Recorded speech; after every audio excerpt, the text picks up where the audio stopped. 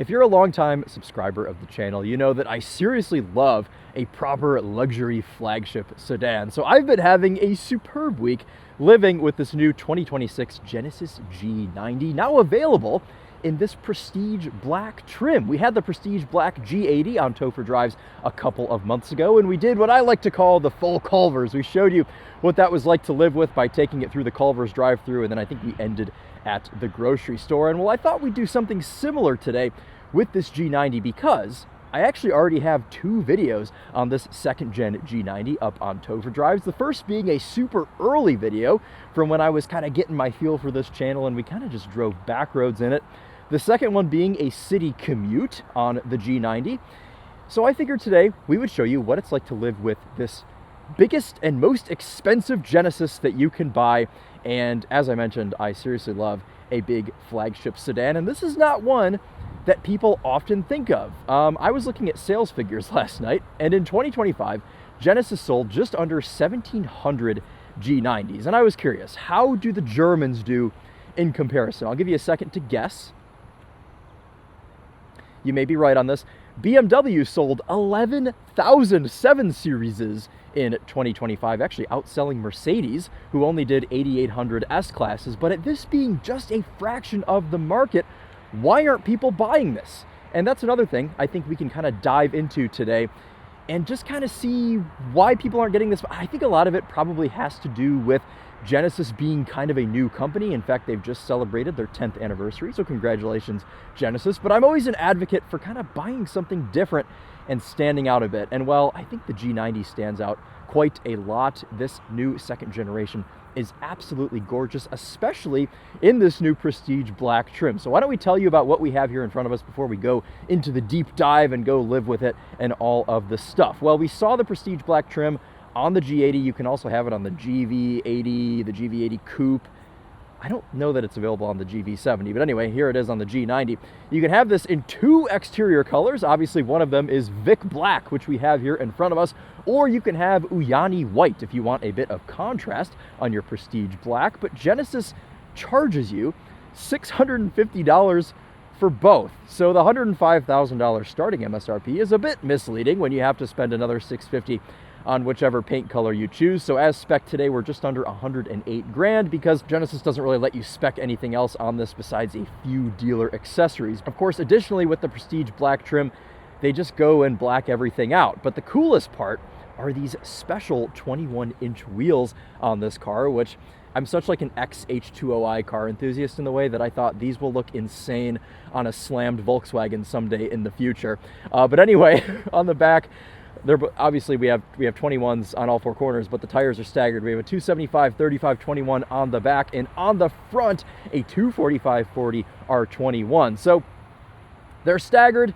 The car's all-wheel drive, but I think it's more of an aesthetic thing because the back wheel it doesn't have dish, but you can tell that it's wider and it makes this look excellent. Now the Prestige Black trim is based on the 3.5T E-Supercharged trim level of the Genesis G90. So under the hood, we have a 3.5 liter twin turbocharged 48 volt mild hybrid E-Supercharged V6. Combined power output of all of that stuff is 409 horsepower, 405 pound-feet of torque. We have an 8-speed automatic in this, and this is unchanged. This has been the same since the second generation G90 came out. And in fact, a lot of things are unchanged on this. This is still a fairly new car, the Prestige Black trim level, and then we have these new windshield wipers for 2026. So it's mostly the same, but man, is this a striking car.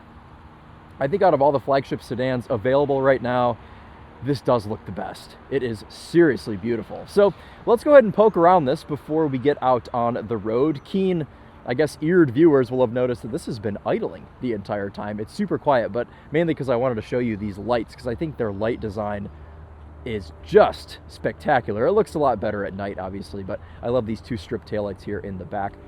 But let's open the trunk because one of the stops I have to make today, hello, it must have locked itself. One of the stops I have to make today is actually Lowe's because I have to buy some big plastic totes. You guys know the ones I'm talking about, like the black ones with the yellow lid. I don't know how many of those I'm going to be able to fit in here, but I guess we'll find out. This trunk is decently sized. You can see there's a decent opening, but it kind of gets narrow as it approaches the back seat. And we've got a little ski chute, I like to call it, because we saw those in BMWs all the way back to like the 1980s and 90s. And then we have this little cargo net here, which is solely being used for my snow brush right now, because sometimes it does still snow in April in Michigan. And then in the back, we have the battery for the 48-volt mild hybrid system and a toolkit. So no spare tire here. So you just have to hope that your 35-section sidewalls are going to hold up to the Michigan potholes, especially this time of year. It's extra terrible because we are just getting out of freezing season, and some nights it's still cold, so the roads are just crumbling. Anyway, obviously the trunk is power. There you go. Let's show you the back seat here of the G90, because this is something that is quite important in a flagship luxury sedan. And this has power doors, but they're only power closed. They don't power open. So I don't know if this is some sort of thing that maybe they'll add some software later on, but for the time being, you press this little button when you get into the back seat and it will close the rear door for you. I'm going to switch my hat over to this side. Usually I sit over there, so I'm a little bit thrown off today, but this is the seat. So there's a button over here on the door panel that says rest. If you hold this and close your eyes, it feels like you're at Brookstone. You guys remember that store at the mall where you could sit in the chairs and get a massage? That's always what I think of when I'm in one of these luxury cars. But this is the seat in the G90 if you are being chauffeured, obviously. Look how far that passenger seat moves out of the way. So now the footrest is going to put my legs up. My feet are gross from outside, so I'm not going to rest them on the back of the seat. But you get the idea. I mean, this interior just looks massive when you're back here like this. It's so funny. And then you get out of this by pressing the little return to normal button, or holding it, I suppose. And it will put things back to normal. Okay, so while it's doing that, I can show you some of the other amenities that you have here in the back seat, chief among which is this massive screen in the middle. You swipe to do all of your controls. You've got your climate control back here. Some of it's redundant because you have like the memory seats and the massaging and all that stuff over on the door panel, but you can do all that in here as well. You can control all of the shades, but you can also do that by hitting the manual window switch. So lots of sort of redundancy back here. And then you can also close the rear sunshade from here.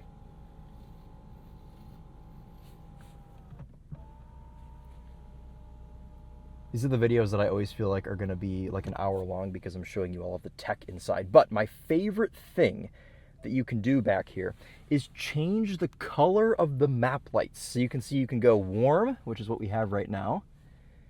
All the way up, there's normal, and then you have cool as well. And you can also change the brightness of it, the brightness and the warmth of the light, which I think is just the coolest thing. And of course you can control the lights themselves from in here as well. But all sorts of stuff in here you could keep yourself entertained. And then this acts as a volume knob. So you can turn up your Lord Huron in the front if you would like, which is very copyrighted, so we're only going to play that for half a second. But just so much stuff. But if you want this out of the way, it actually does fold up, and you could put somebody in the middle. This would be very uncomfortable to sit in the middle because of the big drivetrain hump. But, you know, that's just the way that it is back here. Obviously, room in the G90 is no worries at all because it's just the biggest thing I've ever been in. My favorite part actually in this back seat though is none of the electronic stuff. I guess I already told you the light was my favorite, but this is also my favorite. The Mercedes W140 style vanity mirrors in the back. How lovely and just classy is that? It goes along with all of the other nice materials like the leather wrapped grab handles, the Alcantara headliner, and this special wood that's woven with bronze for the prestige black trim that you even get on the back of the seats. Just so much to like back here, including these very cozy pillows. Maybe just end the video and I'll just take a nap back here. Okay, no, not actually. Let's go show you up front. You do that by pressing this little button here and giving the door a little bit of a shove. Now, when you get out to close the door, you can either press that button and that will close it, or you hit this little haptic button on the door handle and that will close it in the same fashion. Let's quickly show you under the hood as we're like 20 minutes into this walk around. I'll show you this way too. You can hit that and it will close. Another really cool design element of the G90 is the clamshell hood here in the front, which I always say reminds me of my BMW Z3M Roadster because it kind of takes half the fenders up with it. Anyway, though, getting distracted again. Under the hood, the V6 twin turbo E-Supercharged mild hybrid thing with 409 horsepower, which is 34 more horsepower than the base G90, which actually loses quite a bit of equipment. The base G90 starts at 92,000 and it only has 375 horsepower with no E-Supercharger. It has no rear wheel steering like this car has. It has no multi-chamber air suspension like this car has. So the mild hybrid E-Supercharger car does get a lot more than just the slight horsepower bump. And of course, this is based off of that. The Prestige Black trim is based off of the E-Supercharger car. So we have all of the stuff, all of the kit in here. Now, the driver's door is easier to shut because you can simply get in and put your foot on the brake, and that will shut the driver's door. There you go. Once you're up front, you can see that the blacked out theme continues with just about everything in this cabin. The trim that I mentioned, the speaker covers, even the Genesis badge is black. Even the vent tabs are black. Everything in here they've blacked out. The control knob, the shifter, obviously all of the leather in here is black as well, because that is your only choice for interior here in the Prestige Black. We have dual moonroofs up here. There's just all sorts of stuff, but I think the star here, actually there are two stars in this. One is the design of everything. I think the dashboard is beautiful and exquisite, but the other thing is all of the physical buttons in this interior. You don't have to search for anything. Now, it may look a bit jumbled to people that are used to Teslas or whatever other sort of car has been Tesla-fied for the 2026 model year, but Genesis is saying no to that. The only bit of hapticness we have is this climate panel, which is separate from the infotainment and constant, so it's really not that big of a deal. But all of your seat controls, those are physical buttons over here on the door panel. Your window switches, obviously that all lives there. All of the buttons on the steering wheel, those are all real. Everything that surrounds the climate panel. And then in the middle here, we have buttons to close the door. If you, for some reason, don't want to put your foot on the brake, you can use this button here. That will close the door. And you can close everyone else's door as well. You can see front, rear, rear, front. So whatever you need to do there, if you're chauffeuring people, which you can do with the chauffeur drive mode if you hold the drive mode selector. But it's just the attention to detail and understanding of the market, I think, in this car, because we have this weird misconception in 2026 that luxury is technology. And in a way, yes, it is. But when I'm in a car like this that's expensive because it's the flagship car, it's the luxury sedan, I want ease of use. And having everything laid out here, it's very easy for me, and it smells good. Oh my goodness. Talk about, what do you even call in our class? Half of the ABC suspension is collapsed on that thing also.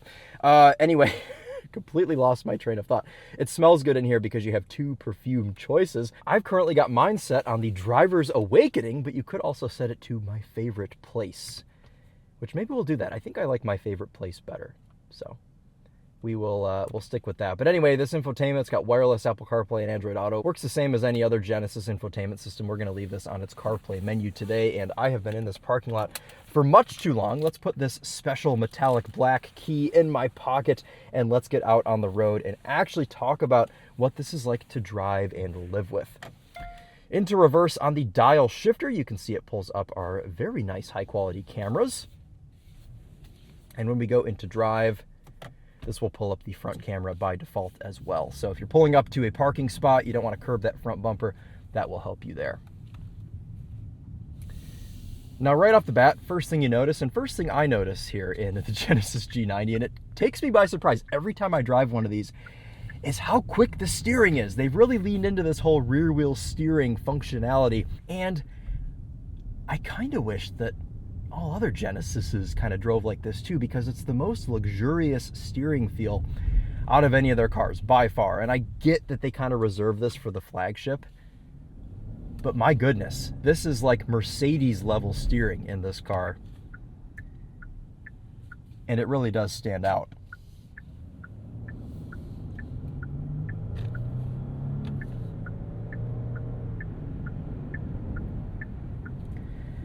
Now, among things that don't really stand out, the engine and transmission. And this is nothing really new, of course. Genesis kind of uses this twin turbocharged 3.5 liter V6 in, God, they use it in like everything. And it just,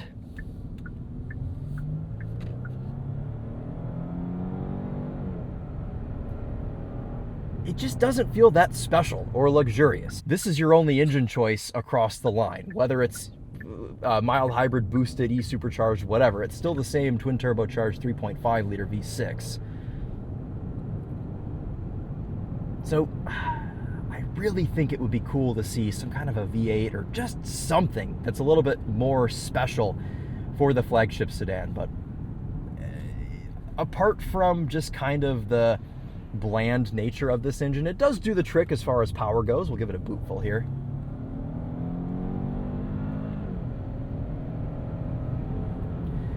Definitely not the fastest thing in the world, but, you know, it moves this 5,200 pound behemoth with grace. You know, it's adequate in, to use a bit of a Rolls-Royce term here. Anyway, though, let's bump this into sport mode, where we have the magma needles here, which is cool. And we'll get this into a corner here and see how this air suspension handles the body roll.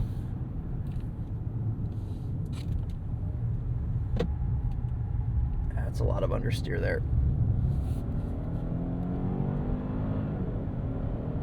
Yeah, the roads are a bit greasy, so we're not going to get too much out of this. I don't think there's a point in doing that corner again. But when the roads are dry, this does do okay. I definitely don't think it's the best handling in the segment, but it's also on an all-season tire, so you can only expect so much of a 5,200 pound car on all seasons, with not the biggest contact patch, you know, having that 245 or 235, whatever it is in the front.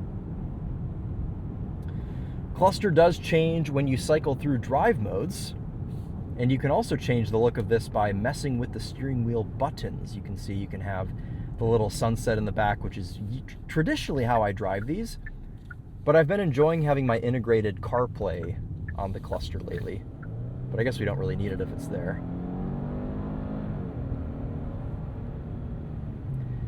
Overall responsiveness from this powertrain, again, it's just okay. I think the V6 in this is really where this car does seem to fall a little bit short. Anyway, though, we'll test out the turning circle here, which is lovely. As you can see, gets the job done. And we'll bump this back into sport, and we'll do a bit of an acceleration here after we wake this back up. And here we go.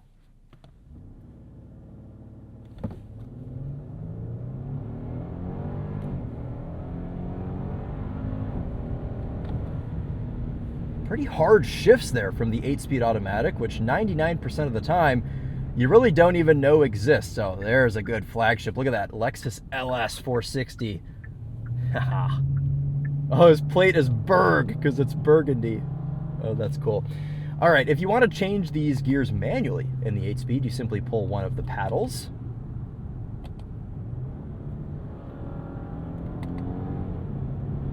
And this is really not how you drive this car. I always feel silly doing a sporty section in a G90 because it's really just not what it's meant to do. So let's put this back into comfort. Let's hold a paddle. That will put us back into drive. And we'll get ready to hit the highway in this, because that is really where this car shines. I always yearn for a V8 when I'm in a G90. But, you know, I also feel a little bit bad complaining about it, because you really don't super notice when you're just doing day-to-day things, because all of the inputs in this car are pretty fluid. You do sometimes have a slight delay on initial tip-in with throttle, because I think they're really trying to play into the smoothness here in the G90. But once you're going, throttle inputs are good. Like I said earlier, you don't feel the shifts from this 8-speed automatic. The brakes feel great, despite this being a mild hybrid setup. And the steering. I mean, once you get used to the quickness of it, the weight of the steering, I think, is just about perfect for a luxury flagship like this. And it's all of these things that Genesis gets right. But at the same time, you know, this is quite a bit cheaper than an equivalent BMW 7 Series, Mercedes S-Class, Audi A8. I would say Lexus LS, but that is out of production these days, and so is the Volvo S90. So there are less and less of these cars. But with this being the budget option, it does still feel seriously nice, despite me kind of ripping on this V6 a little bit earlier. Every other part of this car is seriously lovely. Don't get me wrong in my yearning for a V8 in this, because that would make this simply best in segment if it had a V8. I mean, end of story. It would just trump everything else. This reminds me, another thing they've updated for 2026, the noises that the car makes when it thinks you're about to hit something. It's a bit more of a calming tone now. We saw this initially in the 26 GV70, but this carries over to, I think, everything. Now, the main thing a flagship luxury sedan should do is relax you. And we talked about the ease of use with all of the buttons. That is step one. But step two is the serenity when you're on the highway. And this does just that. I mean, it's whisper quiet, and it's kind of windy out today. You just don't notice.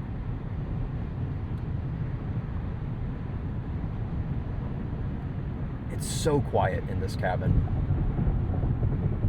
And then I actually said in a previous video that this is the best riding car I've ever driven on a 21-inch wheel with a 35-section sidewall. And you know what? I'm sticking to that. 2023 me knew what he was on about. 3 years ago, I'm keeping that opinion.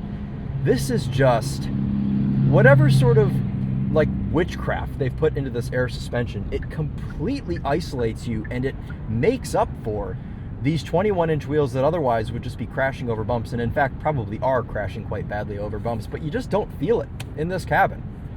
I think 1,000 of the pounds in this car is just cabin insulation. And the way that it's able to go down the highway without wallowing all over the place and floating everywhere. I mean, it floats, but in a good way. You know, I would say that this car floats down the highway, but I'm not constantly having to make steering corrections to it. It's a confident air suspension. The next thing you do in this is you toggle on your cruise control, which is one button, which I like. Then you can hold this bit here. This will turn on your lane keep assist, and this will give you all three of your driver aids: the lane keep assist, the steering assist, and the lane change assist. Now, again, if you're a longtime subscriber of this channel, you know that I hate the Kia, Hyundai, and Genesis lane change assist system, and actually, I haven't tried this out this week. So once we get through this construction zone here, we will try the lane change assist and see if maybe they've made it better. What I usually don't like about this system is you have to sort of do this like very intricate movement with your hands to even get the system to work, and that sort of just defeats the purpose of it for me and makes it so I'd rather just change my own lanes. So once we get an opening here, I think we'll just change lanes to the right, honestly. Okay, it seems as though maybe they've improved this. Let me try to get back over to the left. Ah! Yes! Yes, Genesis! Okay, keep hands on wheel. That's fine.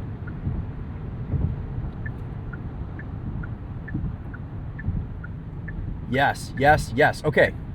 All right. Now, I will be eating my words on this because that has just single-handedly outperformed every single lane change assist I've ever experienced on a Hyundai, Genesis, or Kia. It didn't yell at me until like the very end, but what I used to not like about these is they would cancel the lane change halfway through if it detected any sort of input. That is just fantastic. Maybe it's all of the complaining I've done in my videos. They've updated the software and just made that behave in a proper fashion now. So, okay, thank you, Genesis, for fixing that. Okay, so all of the driver aids here, very good. Genesis has been doing the lane keep and the steering assist for as long as I've been doing this job, the last 5 years at least. And that's always good on these cars as well. But it's not impressive for the G90 because you can get a Kia Rio and it has the same system. So, but it's nice that obviously we have that here. I'm not complaining about it.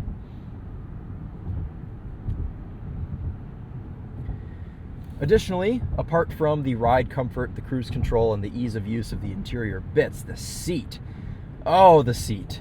You can hit this physical button here on the left, and we talked earlier about Brookstone massage chairs. There you go. This has little massage balls in the chair that just make you feel like you're getting an actual proper massage from a chair that was built to do massage. It doesn't just psh, psh, the lumbar and kind of half-ass the job. We're actually not going to take the Ann Arbor exit today. We're going to take the Ypsilanti exit because we are going to go to Lowe's and get some totes. That's what it's called, right? Totes. Back to home.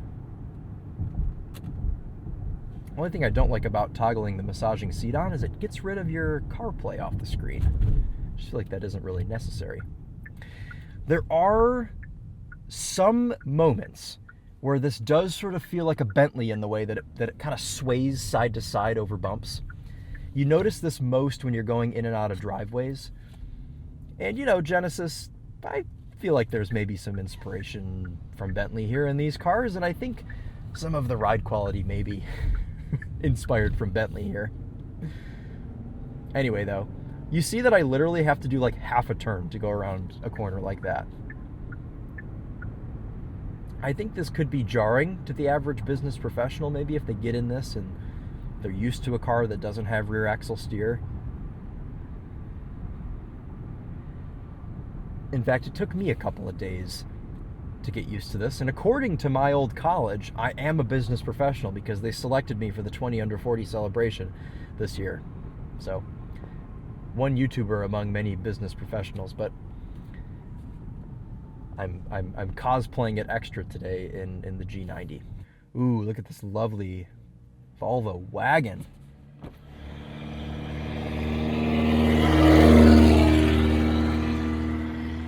Delicious. All right, let's get this into the Lowe's parking lot with very minimal steering input.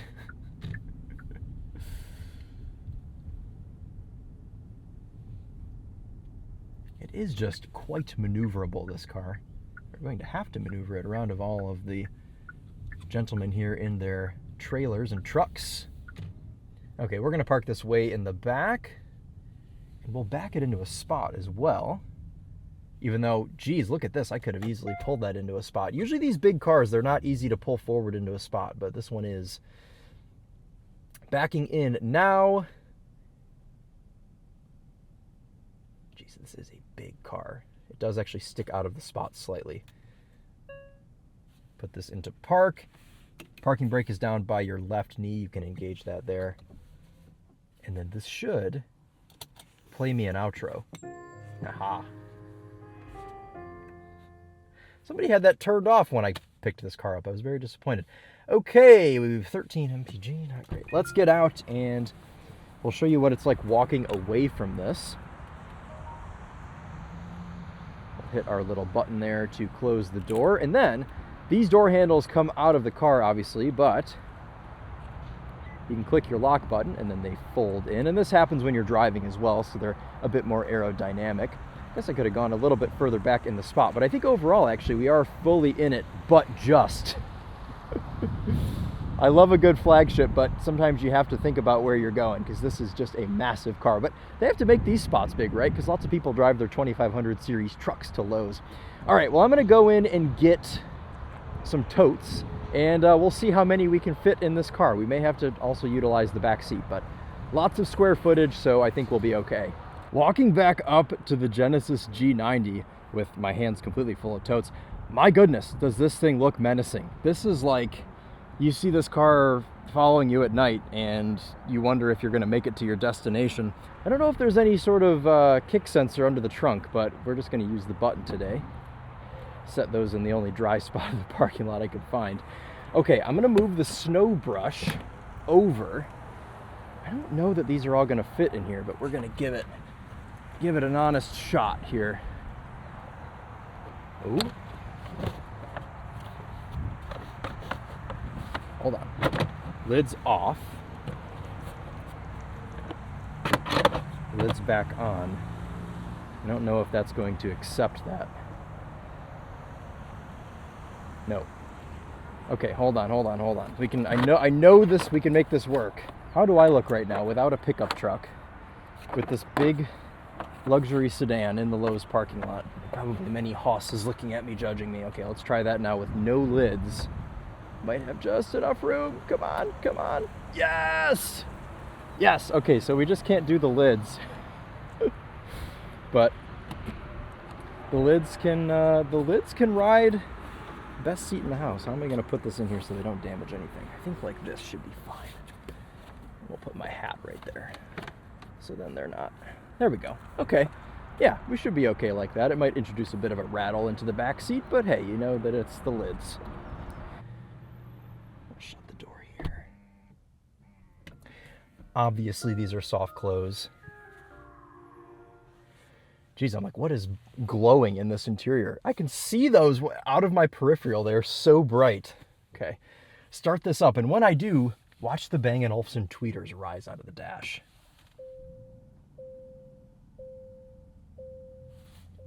Why haven't they? Oh, probably because I don't have music playing.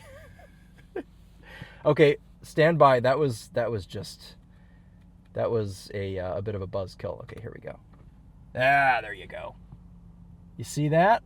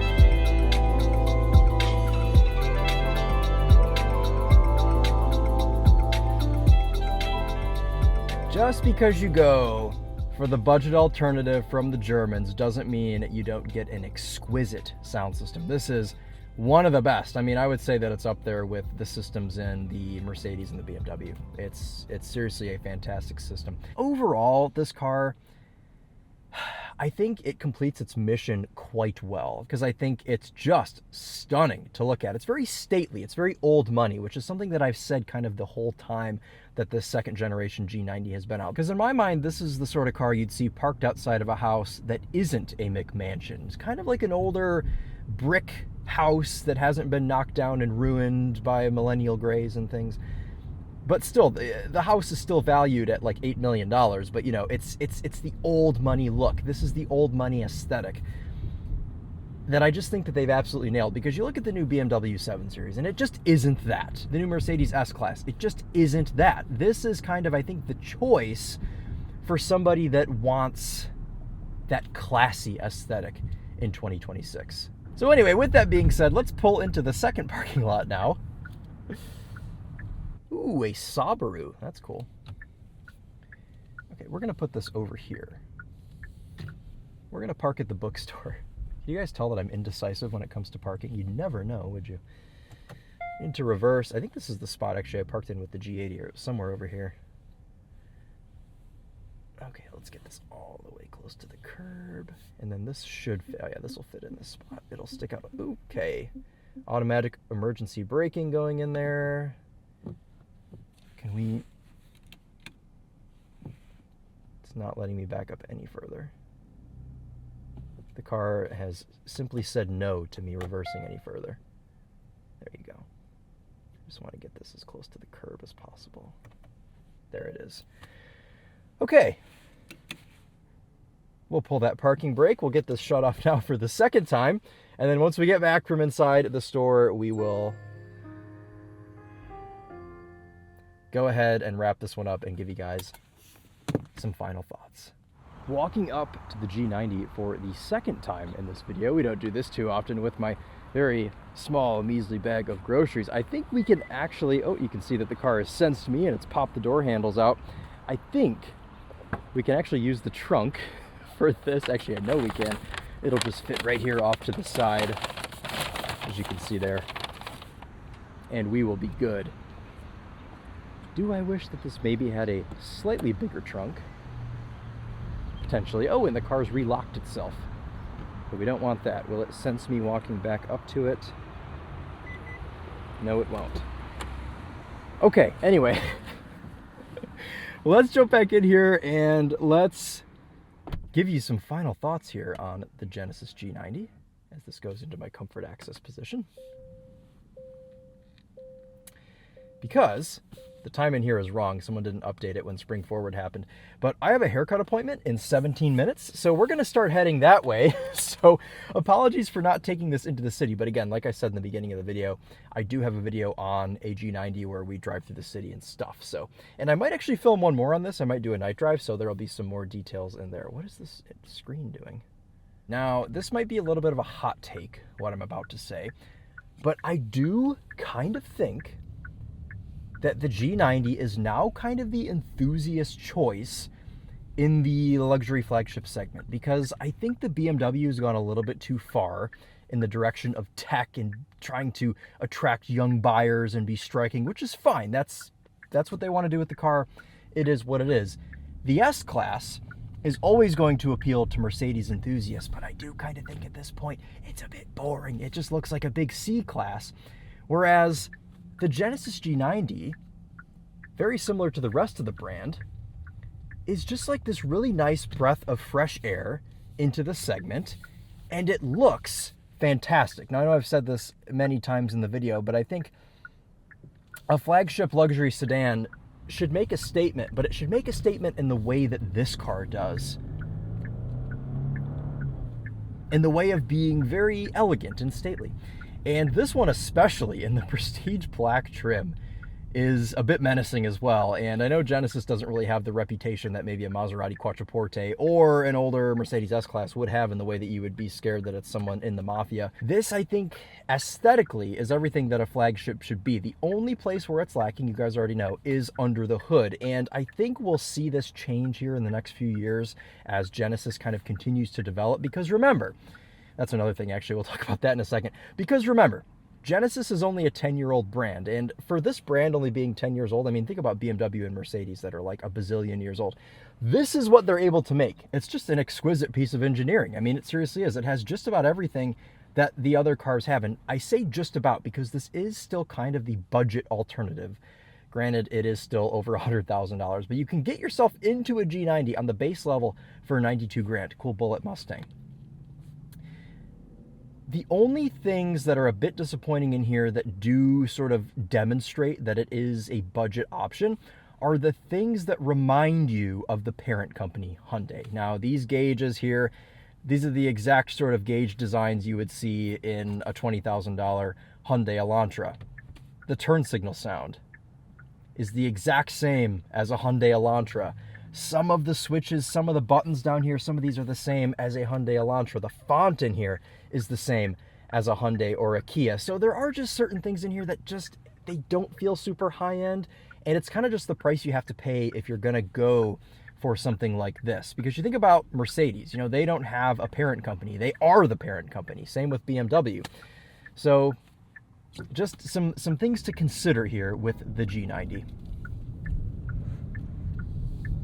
I'll tell you what, the way this car drives, the way it kind of scoots around town and just hides its weight and hides its size so well, make it so attractive to daily drive. And I know we haven't done G90 things in the way that I haven't valeted this at Nobu and, you know, done the whole date night stuff and gone to a business meeting and taken a Zoom call while I was in the car, all that stuff that I imagine a flagship sedan owner does. We've kind of just gone to a couple stores, but that shows that this car is still very easy and lovely to live with for normal people. Maybe somebody that's retired and is just running errands in Florida. Here you go. Perfect car for that. Anyway, that's my latest take here on the Genesis G90, and maybe it'll change by the end of the week when we revisit this and shoot the night drive on it. But I do encourage you to watch my other couple of videos on this car, which I will have linked in the description for you. But this has been the Prestige Black trim of the 2026 Genesis G90 3.5T E-Supercharged. All right, guys, well, that's going to wrap this one up for real as we drop in behind this very pretty BMW X5M competition. Look at that. Lovely. But that'll do it here for the G90. Let me know if you guys have any questions, if I left anything out, but I suspect that this has already been a very long video, so I doubt that's the case. But thank you guys again, and, well, we'll see you in the next one. Take care.